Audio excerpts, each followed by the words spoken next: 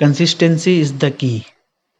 ये बात हमने सुनी कई बार है, लेकिन आओ आज बात करते हैं कि क्यों कंसिस्टेंसी को इतना इम्पोर्टेंस दिया गया है और कंसिस्टेंसी इतनी ज़रूरी है क्यों। सबसे पहले तो अगर हम आज के टाइम पे बात करें तो आजकल हम सबको बड़े क्विक रिजल्ट चाहिए।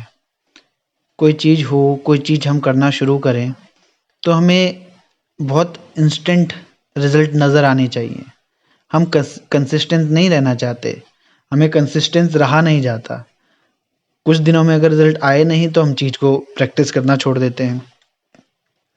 जैसे अगर हम मसल गेन करने का सोचें या वेट लॉस करने का सोचें और कुछ दिन हम एक्सरसाइज करते हैं, कुछ दिन कुछ हफ्ते ज़्यादा से ज़्यादा हम एक्सरसाइज करते हैं, रिजल्ट आते नहीं हैं तो हम सोचते हैं कि हमारी बॉडी में इफेक्ट नहीं पड़ रहा है और हम उसे करना छोड़ देते हैं।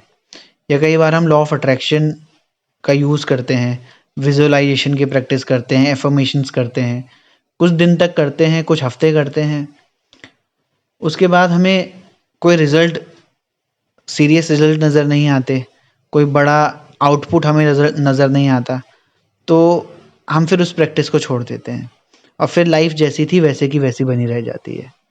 लेकिन कंसिस्टेंसी जब तक हमारी लाइफ का हिस्सा नहीं होगी तब तक हम सच में कोई बड़े रिजल्ट, कोई बड़ा अचीवमेंट अपनी लाइफ में गेन नहीं कर सकते।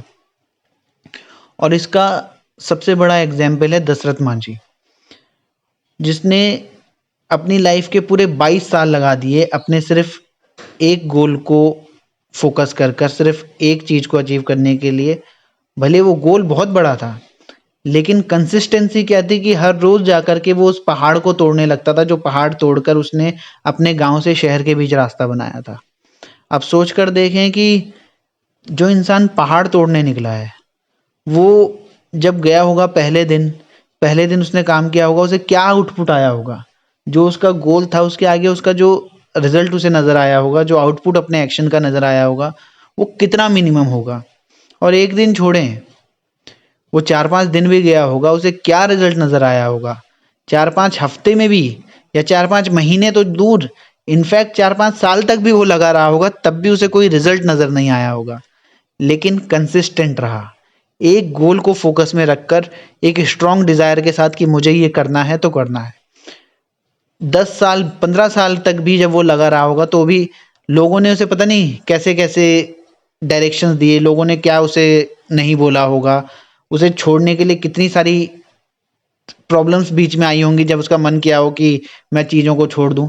लेकिन उसने छोड़ा नहीं, अपने गोल की तरफ फोकस रहा, कंसिस्टेंट रहा, और फाइनली रिजल्ट ये हुआ कि 22 साल के बाद एक अकेले आदमी ने सिर्फ छेनी और हथौड़े से, ना कोई मशीन्स, ना कोई जेसीबी, सिर्फ छेनी और हथौड़े से एक पूरा पहाड़ तोड़ दिया।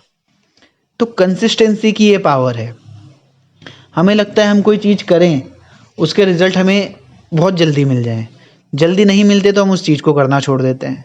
लेकिन अगर वास्तव में लाइफ में कोई बड़ी चीज़ अचीव करनी है, कोई बड़ा गोल हासिल करना है, तो आपको लगातार बिना रुके वो प्रैक्टिस करनी पड़ेगी जो उस गोल तक, उस अचीवमेंट तक आपको लेकर के जाए।